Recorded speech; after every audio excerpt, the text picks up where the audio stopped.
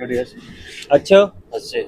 मैं आपको एक सवाल पूछूंगा, ठीक है, आपको उसका जवाब देना है। वो आप जनरल नॉलेज की पढ़ाई कर रहे हो? यस। तो मैं आपको जनरल नॉलेज का सवाल पूछता हूँ, ठीक है। अगर ये सवाल का आपने जवाब दे दिया तो ठीक है, आप जो भी एग्जाम देने जा रहे हो अभी उसमें आप पास हो जाओगे, ठीक है। मेरी ऐसी दुआ रही।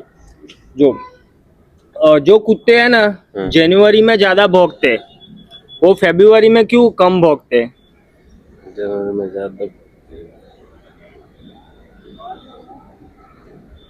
नहीं है। अरे जनरल नॉलेज का सवाल है, सोचो। जो कुत्ते हैं ना जनवरी में ज्यादा भौंकते हैं, वो फरवरी में क्यों कम भौंकते हैं? सोचो क्या जवाब होगा। नहीं पता? शादी हो गई आपकी? नहीं। नहीं हुई? चाहिए कोई लड़की? नहीं चाहिए? नहीं। हाँ ठीक है, તમને જવાબ ખબર હોય તો કોમેન્ટમાં બતાવજો, બરોબર?